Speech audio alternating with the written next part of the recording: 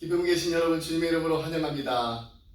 오늘도 하나님을 만나는 기쁨이 넘치는 수요예배가 되기를 간절히 소원합니다. 휴스턴을 비롯하여서 동부와 서부 그리고 또 한국에서 함께 예배드리는 우리 기쁨의 교회 식구들 위에도 하나님의 풍성하신 은혜가 임하기를 간절히 소원합니다. 시간 우리 조용히 기도하면서 하나님 앞으로 나아가겠습니다. 사랑과 은혜가 풍성하신 하나님 아버지 감사합니다. 오늘도 하나님 앞에 예배 드릴 수 있도록 저희들의 마음을 그리고 저희들의 발걸음을 열어주시고 인도하신 하나님 앞에 감사드립니다. 성령 하나님, 저희들의 마음과 생각과 모든 것을 주장하여 주시옵소서. 온전히 하나님 앞에 드리는, 하나님께 기쁨 드리는 저희들의 예배가 될 수 있도록 하나님 축복하여 주시옵소서. 하나님의 음성을 듣게 되는 기쁨이 넘치게 하여 주옵소서. 감사드리는 모든 말씀 예수 그리스도 이름으로 기도드립니다. 아멘. 우리 찬송가 151장 함께 찬양하시겠습니다.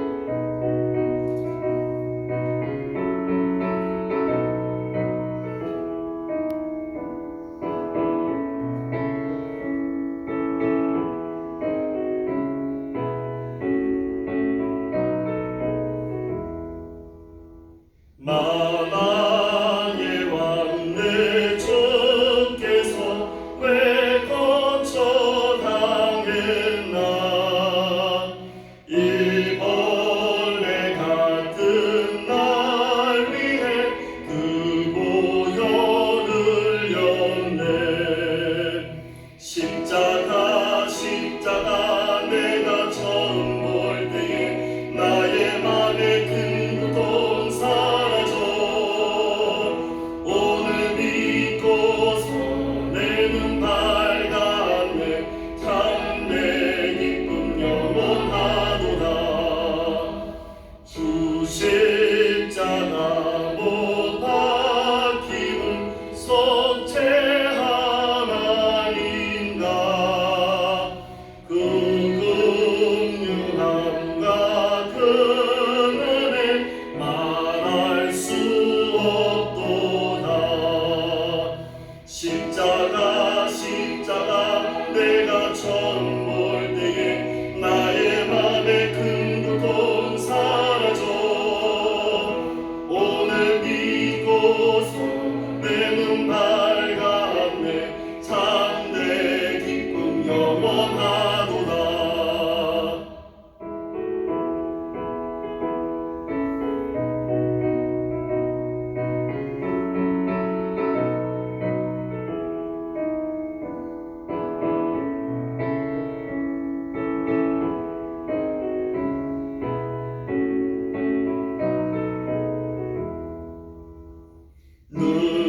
누구로도 그 큰 은혜 다 갚을 수 없네.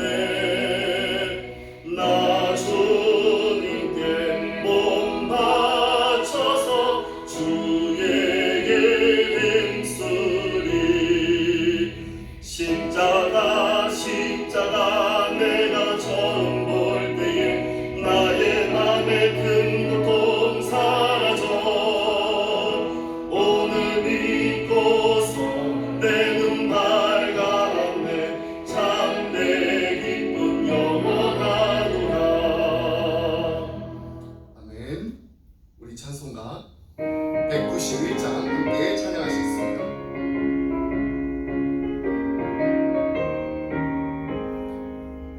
내가 매일 기쁘게 순례의 길에 가면 주의 팔이 나를 안보하며 내가 주의 큰 복을 받는 참된 비결은 주의 영이 함께하니라.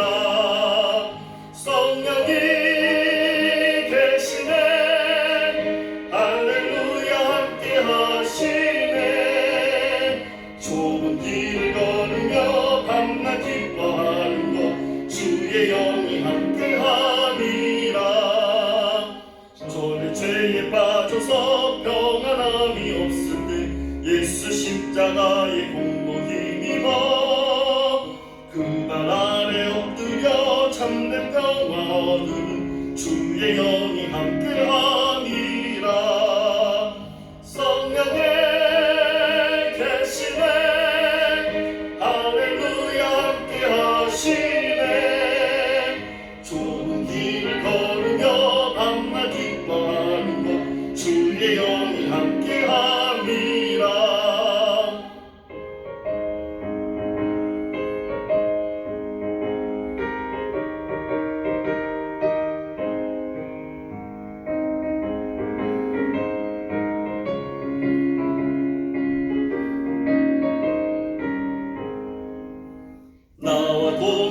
아시고 모든 염려하시니 나는 숲의 새와 같이 기쁘다.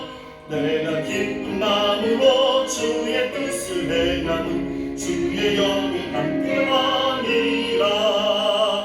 성령이 계시네 할렐루야 함께하시네. 좁은 길을 걸으며 밤낮 기뻐하는 것 주의 영이 함께하니라. 세상 모든 욕망과 나의 모든 정욕은 십자가의 힘이 못을 박았네. 어둠 밤이 지나고 무거운 짐 벗으니 주의 영이 함께하니라. 성령이 계시네 할렐루야 함께하시네. 좁은 길을 걸으며 밤낮 기뻐하는 것 주의 영이 함께하니라. 아멘.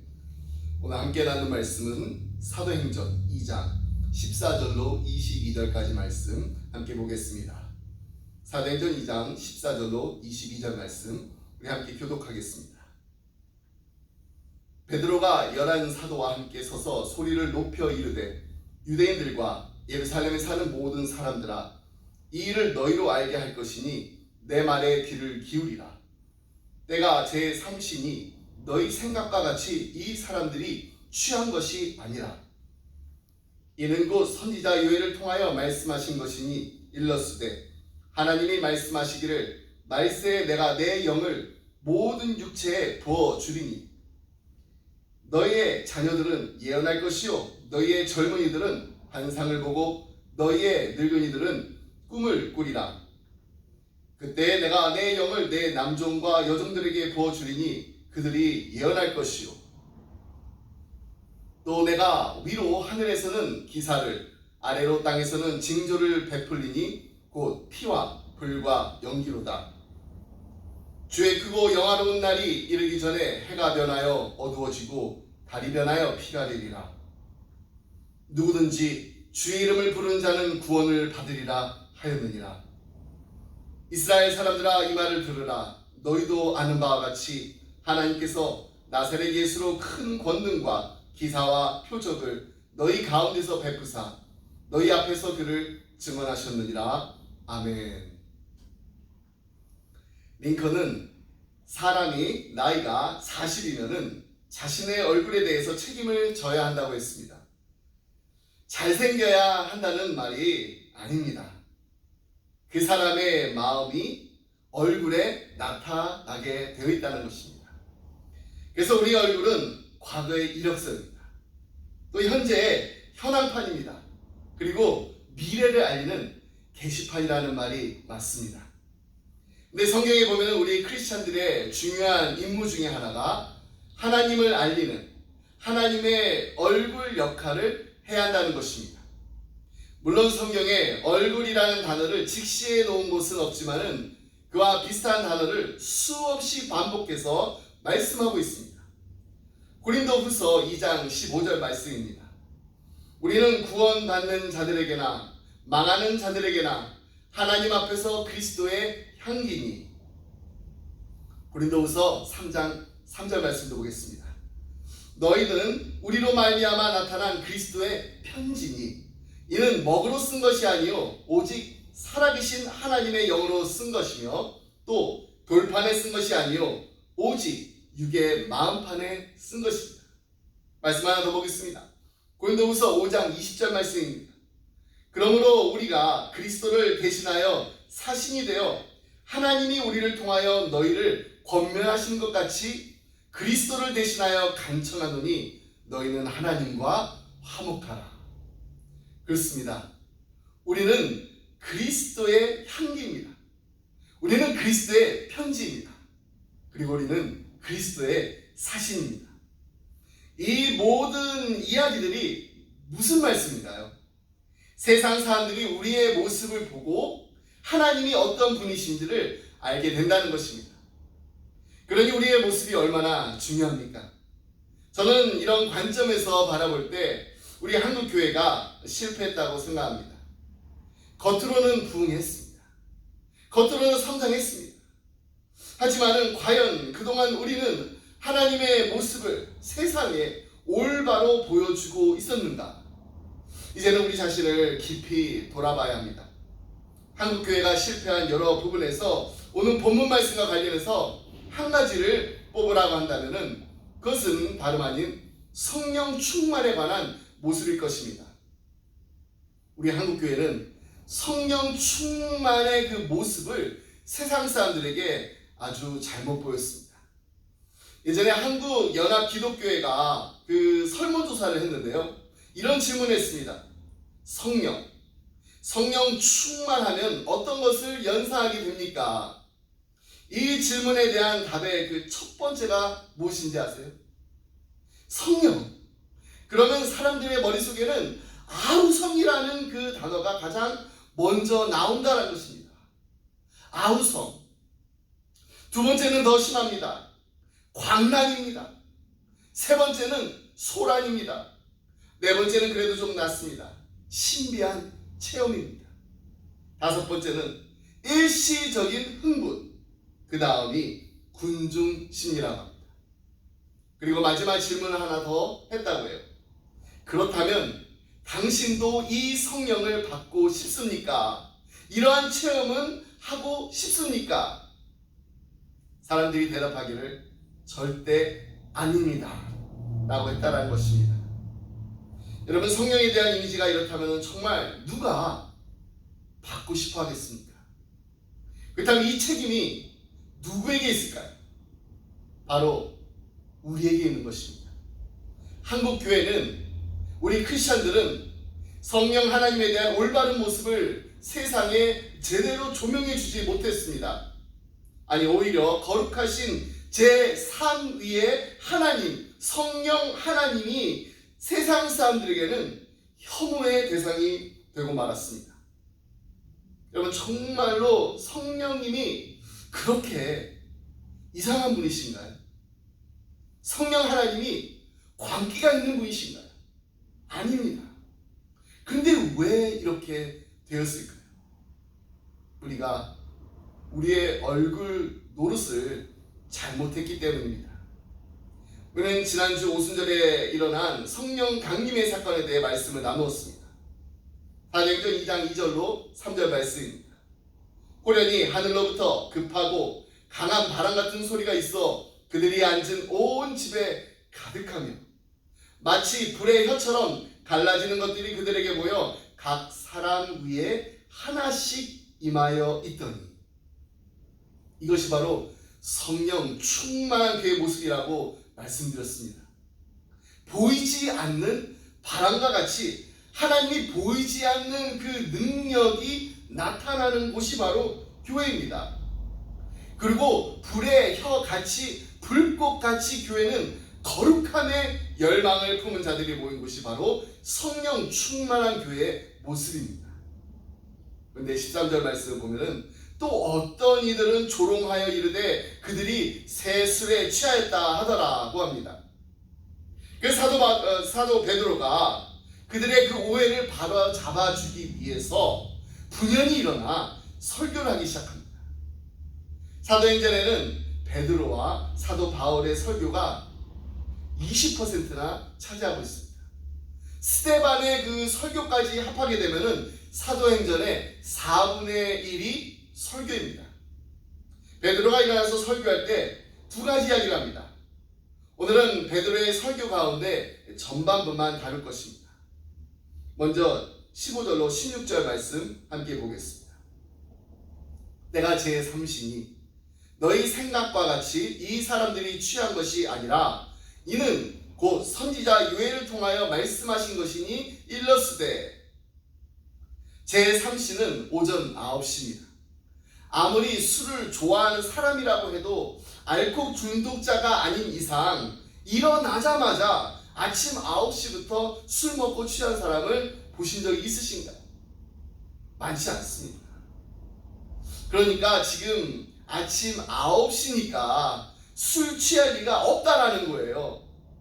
그러면서 지금 사람들이 취해서 그러는 게 아니라 지금 일어나고 있는 이 모든 일들이 이미 구약에서 약속된 말씀이 이루어진 것이라고 말하고 있는 것입니다. 그래서 이는 곧 선지자 요엘로 말씀하신 것이나 라고 말하면서 요엘서 2장 28절 이하의 말씀을 그대로 인용했습니다. 하나님께서는 이미 기원전 830년에 앞으로 놀라운 시대가 열리게 될 텐데 그 시대를 너희들이 어떻게 알아보겠느냐? 그 시대가 되면은 이러이러한 일들이 일어날 것이다 라고 말씀하셨습니다. 그 말씀이 바로 17절로 20절 말씀입니다. 17절 말씀부터 먼저 보겠습니다. 하나님이 말씀하시기를 말세에 내가 내 영을 모든 육체에 부어주리니 너희의 자녀들은 예언할 것이요 너희의 젊은이들은 환상을 보고 너희의 늙은이들은 꿈을 꾸리라. 언제 이런 일들이 일어난다고 했나요? 말세입니다. 근데 요엘서에 보면은 말세라고 하지 않고 그 후에라고 했습니다. 요엘서에 나오는 그 후에는 언제를 말하는 것인가요? 바로 메시아가 이 땅에 오신 후에를 말하는 것입니다. 근데 사도 베드로가 그것을 말세라고 바꿨습니다. 여러분, 그렇다면 말세는 언제부터인가요? 언제부터가 말세입니다. 사도 베드로도 말세라고 했고요. 사도 바울도 말세라고 했습니다. 그리고 요즘 우리도 교회 가면은 지금이 말세야 라고 말합니다. 그다음 말세란 도대체 언제를 말하는 것입니까? 성경에서 말세는 일반적인 시간 관념이 아닙니다. 예수 그리스도와 관련이 있습니다. 예수 그리스도께서 인간의 몸으로 이 땅에 오셔서 십자가에 달려 돌아가신 후 사흘 만에 부활하셔서 승천하신 그때에 이미 말세가 시작된 것입니다. 그러면 이 말세는 언제 끝이 날까요? 바로 예수 그리스도께서 다시 한번 이 땅에 재림하시는 그날 말세가 끝입니다. 그러니까 우리는 지금 그 사이 세대를 살고 있는 것입니다. 다시 말해서 말세에 살고 있습니다. 그러므로 베드로도 말세에 살았고 우리도 지금 말세에 살고 있는 것입니다. 근데 이 말세에 하나님께서 하나님의 영, 성령을 모든 육체에 부어주신다고 했습니다. 여기서 부어주시니라는 단어가 참 중요해요. 이것은 비와 관련이 있는 단어입니다. 하나님께서 우리에게 성령 하나님을 부어주시는데 이슬비처럼 가랑비처럼 조금씩 인색하게 주는 것이 아니라 폭풍같이 부어주신다는 거예요. 지난주 성령이 바람처럼 임하였다라는 말씀을 드리면서 이런 이야기를 해드렸습니다. 제가 이제 버지니아에 살 때 여름이 되면은 장마철에 가끔씩 이 강풍이 붑니다. 그때 막 이렇게 쓰레기통이 막 날아다녀가지고 그걸 찾으러 다녀야 할 때가 있었습니다. 근데 텍사스에 오니까 바람이 정말 세게 분다는 거, 어떤 것인지를 알 수가 있었습니다. 게다가 바람이 한 곳에서만 부는 게 아닙니다. 막 앞에서도 불고요, 뒤에서도 불고요, 옆에서 사방팔방에서 나뭇잎이 막 떨어지면서 막 판추리가 막 넘어갈 듯 막 강풍이 불 때면은 바람이 보이지 않아도 바람이 없다라고 절대 부인할 수가 없습니다. 아니, 분명히 바람이 있다라고 말할 수밖에 없어요. 이처럼 교회는 하나님의 능력이, 하나님의 보이지 않는 능력이 역사하는 곳이라고 성경은 말씀하고 있습니다. 오늘 본문 말씀도 마찬가지예요. 성령을 우리에게 부어주신다고 했는데 폭풍우처럼 부어주신다는 겁니다. 여러분, 우리가 텍사스에 산다는 게 얼마나 큰 축복인지 모릅니다. 한여름에 하늘로부터 막 쏟아져 내리는 그 비를 보면 그 비의 양이 얼마나 엄청난지 우리는 잘 알고 있습니다. 버지니아에 있었을 때는 웬만한 비는요, 그냥 와이퍼를 이렇게 켜고 운전하면은 그냥 천천히 조심하게 이렇게 잘 보면서 운전하면 갈 수가 있어요. 근데 텍사스는 아니에요. 비가 한번 내리기 시작하면 앞이 보이지가 않습니다. 정말 누가 이렇게 하늘에서 그냥 몇천 갤런에 되는 그 물을 막 한꺼번에 막 쏟아 붓는 것 같아요. 그게 바로 말세에 우리에게 부어주실 하나님께서 약속하신 성령 하나님입니다. 그만큼 엄청나게 풍부하게 쏟아 부어주시겠다는 것입니다. 그리고 영원하게 부어주시겠다라는 뜻도 거기에 포함되어 있습니다. 왜냐하면 부어주신 것은 다시 담을 수가 없기 때문입니다. 17절로 18절 말씀 함께 보겠습니다. 하나님이 말씀하시기를 말세에 내가 내 영을 모든 육체에 부어주리니 너희의 자녀들은 예언할 것이요 너희의 젊은이들은 환상을 보고 너희의 늙은이들은 꿈을 꾸리라. 그때 내가 내 영을 내 남종과 여종들에게 부어주리니 그들이 예언할 것이요. 누구에게 부어준다고 했나요? 모든 육체에 부어주십니다. 그 다음에 자녀들이 나오는데 이것은 원어대로 하면은 아들과 딸입니다. 그 다음은 젊은이들과 늙은이들입니다. 그 다음에는 남종들과 여종들입니다. 무슨 이야기인가요? 성령을 다 보편적으로 부어주시겠다는 것입니다. 그러면서 하나님은 요엘 선지자를 통해 성령을 받은 자들이 하게 될 아주 중요한 세 가지 일에 대해서 말씀해 주십니다. 오늘 그 첫 번째 예언에 대해서 함께 나누겠습니다. 성령 충만한 자는 예언을 합니다. 성령 충만한 자는 하나님의 말씀을 전파합니다. 여기서 예언이라는 단어는 점쟁이들이 막 이렇게 점을 치는 것처럼 내년 봄에는 이사를 가겠어. 올 여름에는 물 조심해야 해. 가을이 되면 직장에서 승진할 거야. 올 겨울에는 동쪽에서 귀인이 올 거야. 이런 예언으로 우리가 오해해서는 절대로 안 됩니다. 근데 사실 교회를 다니면서도 점치러 다니는 분들이 있는가 하면 소위 예언의 은사를 받으셨다고 하시는 분들이 이런 식으로 교회 안에서 크리스천 점쟁이 노릇을 하고 있는 것을 보게 됩니다. 여러분 그런 분들을 만나지 않은 것 정말 하나님께 감사해요. 저도 그런 분들을 우연한 기회로 몇 번 만난 적이 있습니다. 제가 직접 이렇게 그분들을 찾아다닌 게 아닌데도 말입니다. 왜 참 이게 위험한 것입니다. 그런 분들과 계속해서 만나다 보면은 하나님의 말씀을 통해서 하나님께서 우리에게 들려주시는 그 하나님의 그 음성을 듣기보다는 자꾸 사람을 찾아가게 됩니다. 그러다 보면은 힘든 일이 생기고 해결되지 않는 문제들이 생길 때마다 점집에 가서 점쟁이한테 점을 치듯이 예언한다고 하는 분들만 자꾸 찾아가게 됩니다. 우리는요 뭐든지 그냥 빨리 듣고 싶어하고 빨리 보고 싶어하고 빨리 해결하고 싶어하기 때문입니다. 한마디로 말해서 뭔가 그냥 눈에 보이는 확실한 것, 손에 잡히는 그 확실한 것을 원하기 때문입니다.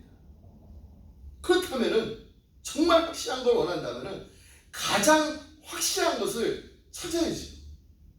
가장 분명한 것, 가장 정확한 것, 우리가 정말로 붙잡고 나아가야 하는 건 오직 말씀. 이 말씀밖에 없습니다. 여러분 이 구약의 모든 선지자는 다 예언자입니다. 왜 그렇습니까? 그들은 미래에 막연한 일에 대해서 말한 것이 아니라 하나님께서 앞으로 하실 일들을 이야기했기 때문입니다. 예언자의 사명은 두 가지로 요약됩니다. 하나는 하나님께서 미래에 행하실 그 일들을 미리 말하는 것입니다. 근데 이것이 서론이에요. 더 중요한 포인트가 있는데 그것은 바로 미래에 하나님이 이러이러한 일들을 행하시기 때문에 너희들은 오늘 이러이러하게 살아야 한다. 하나님이 장차 심판의 그 칼을 들고 계시니까 지금 너희는 회개해야 한다. 이것이 선지자들과 예언자들의 핵심 메시지였습니다.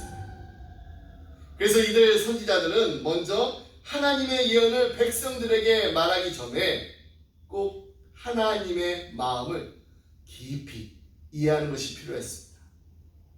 여러분, 구약의 선지자 이사야, 에레미야, 다니엘, 에스겔 모두 한결같이 하나님 앞에 나와 무릎을 꿇고 기도하는 사람들이었습니다.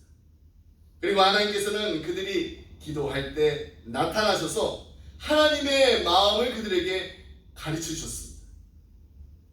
그러면 누가 성령 충만한 사람인가요? 바로 하나님의 마음을 깊이 이해하는 사람인 것입니다. 여러분, 미신을 믿는 것과 하나님 믿는 것 분명히 다른 것입니다. 미신의 특징이 무엇인가요? 미신을 믿는 목적은 하나예요.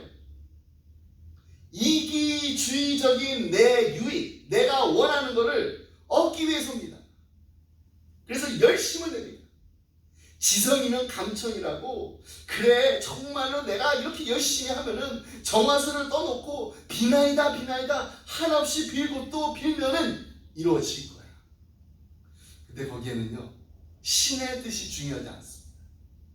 내가 이루고자 하는 그 일을 이루면 되는 것입니다. 근데 우리가 하나님을 믿는 것, 미신을 믿는 것처럼 믿을 때가 있다는 것입니다. 우리는 왜 성령 충만하기를 원하나요? 성령 충만한 것, 누구를 위한 것입니까? 정말로 하나님의 뜻을 사모해서 구하는 것인가? 정말로 하나님의 마음을 알기를 간절히 원해서 성령 충만함을 갈급하고 계십니다. 아니면 혹시 내 몸에 병을 고치기 위해서, 내 아들을 대학 입학시키기 위해서, 내 비즈니스가 잘 되기 위해서입니까? 혹시 내 황홀한 체험을 하기 위해서 성령을 간구하는 것은 아닌가요? 여러분, 성령 충만이란 하나님의 마음을 깊이 이해해서 그 마음을 다른 사람에게 전하는 것이라고 성경은 분명히 우리에게 가르쳐주고 있습니다. 고린도전서 2장 11절로 16절 말씀 함께 보겠습니다. 사람의 일을 사람의 속에 있는 영외에 누가 알리요? 이와 같이 하나님의 일도 하나님의 영외에는 아무도 알지 못하느니라. 우리가 세상의 영을 받지 아니하고 오직 하나님으로부터 온 영을 받았으니 이는 우리로 하여금 하나님께서 우리에게 은혜로 주신 것들을 알게 하려 하심이라. 우리가 이것을 말하거니와 사람이 지혜가 가르친 말로 아니하고 오직 성령께서 가르치신 것으로 하니 영적인 일은 영적인 것으로 분별하느니라. 육에 속한 사람은 하나님의 성령의 일들을 받지 아니하나니 이는 그것들이 그에게는 어리석게 보이니요 또 그는 그것들을 알 수도 없나니 그런 일은 영적으로 분별되기 때문이라. 신령한 자는 모든 것을 판단하나 자기는 아무에게도 판단을 받지 아니하느니라. 누가 주의 마음을 알아서 주를 가르치겠느냐? 그러나 우리가 그리스도의 마음을 가졌느니라. 오직 누구의 것을 가르친 것으로 한다고 했나요? 오직 성령의 가르치신 것으로 한다고 했습니다. 10절 말씀 다시 한번 읽어드리겠습니다. 누가 주의 마음을 알아서 주를 가르치겠느냐? 그러나 우리가 그리스도의 마음을 가졌느니라. 사도 바울은 성령 충만한 것을 하나님의 마음, 그리스도의 마음을 아는 것이라고 분명하게 표현하고 있습니다. 이것이 바로 이 시대가 필요로 하는, 그리고 하나님이 우리에게 원하시는 것입니다. 하나님의 마음을 아는 것. 사람들은 내가 어디에서 와서 어디로 가며 또 어떻게 살아야 되는지를 몰라서 멸망의 구렁텅이로 급히 달려가고 있습니다. 그냥 하루하루 살아가는 것입니다. 하나님의 마음을 알고자 하는 마음이 없습니다. 하나님의 뜻을 찾고자 하는 열망도 없습니다. 사람들은 나를 지으시고 이 세상을 창조하신 하나님의 심정을 알고자 하는 데는 관심이 없습니다.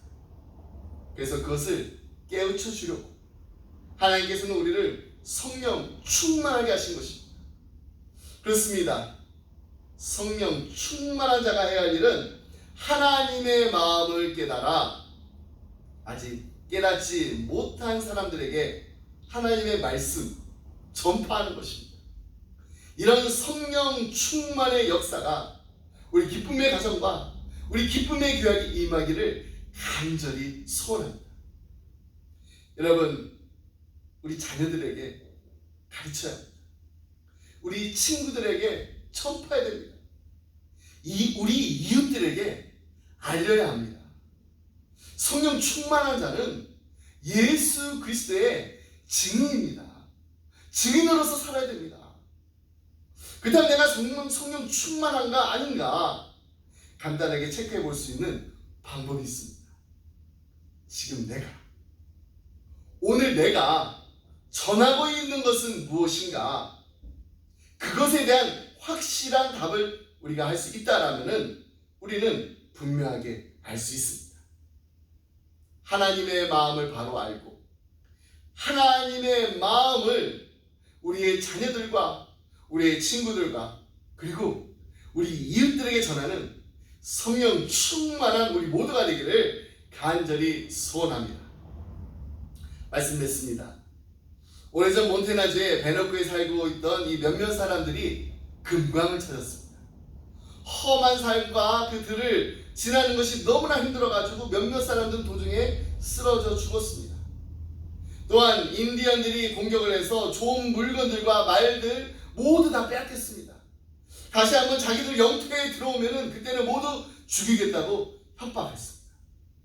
할 수 없이 그들은 다시 베너크에 있는 그들의 집으로 향하고 있었는데 가는 길에 한 사람이 이렇게 돌을 주었어요. 그 돌을 주었는데 돌이 이상해가지고 깨보니까 그게 바로 금이었던 거예요.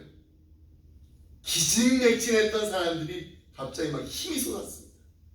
주변을 살펴보니까 그곳에는 엄청난 사금이 묻혀 있었습니다. 그렇게 며칠 동안 금을 이제 채취했습니다. 근데 음식도 다 떨어졌어요.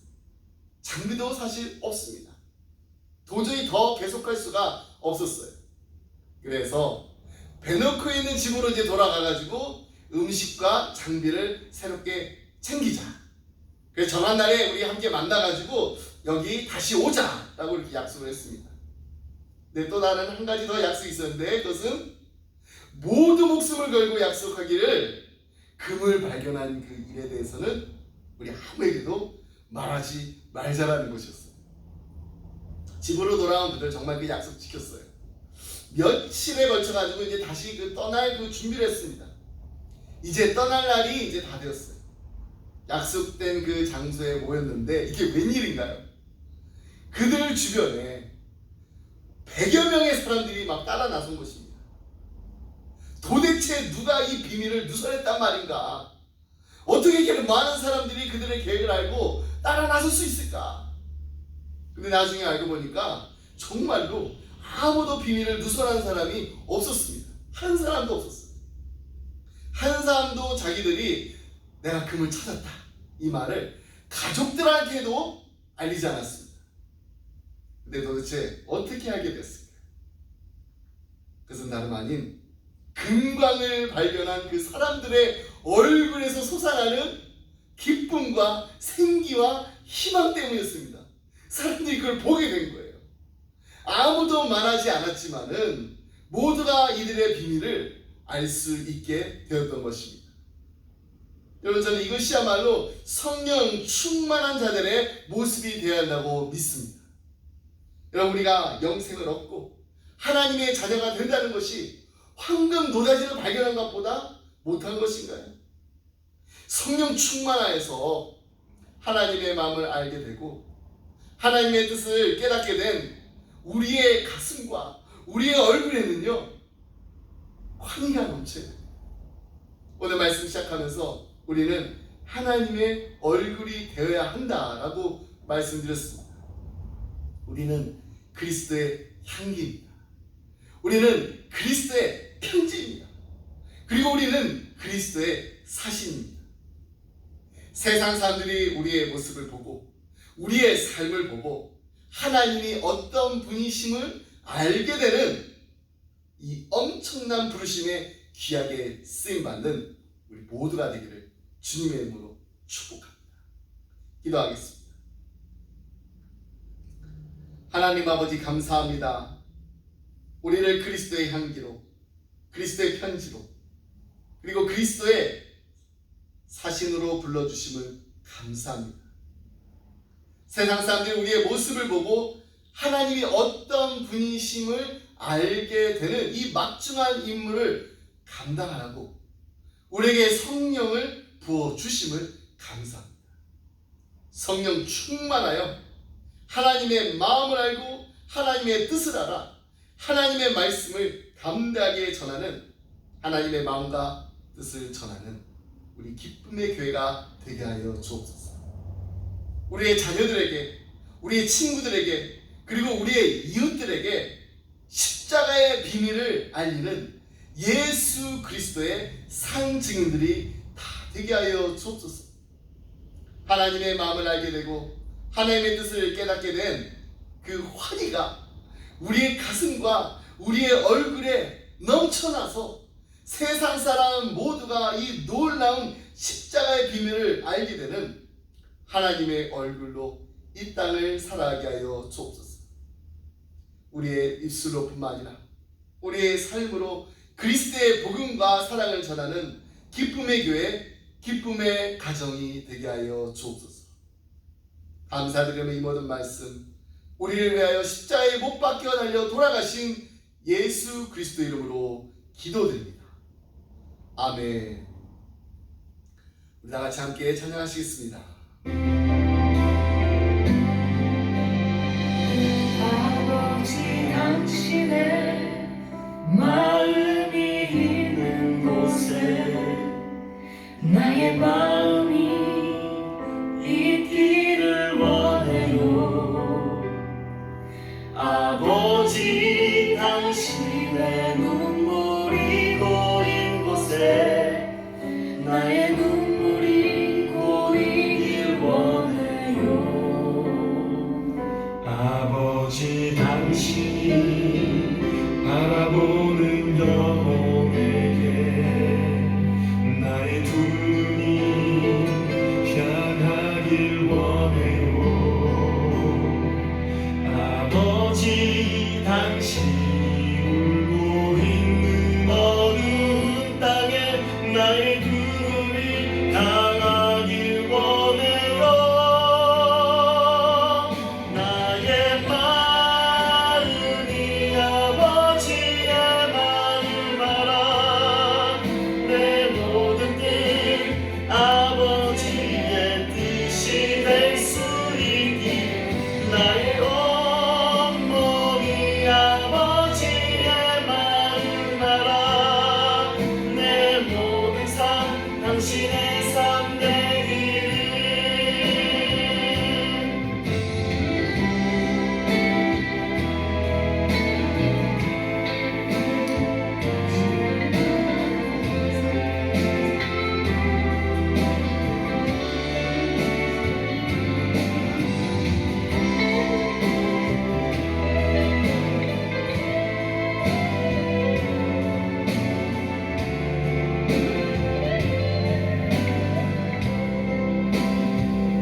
아버지 당신의 마음이 있는 곳에 나의 마음이 있기를 원해요. 아버지 당신의 눈물이 고인 곳에 나의 눈물이 고이길 원해요. 아버지 당신이 바라보는 영혼에게 나의 두 눈이 향하길 원해요. 아버지 당신이 울고 있는 어두운 땅에 나의 두 발이 향하길 원해요.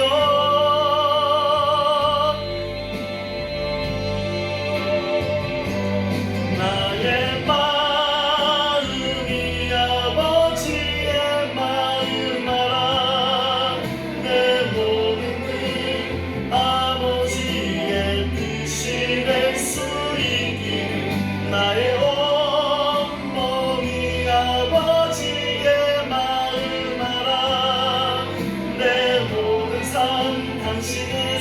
되기를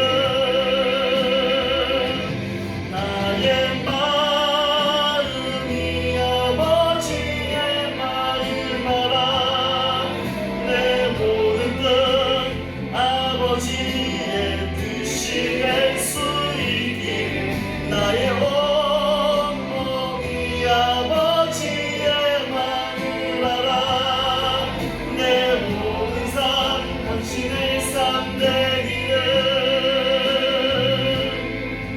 내 모든 삶 당신의 삶 되기를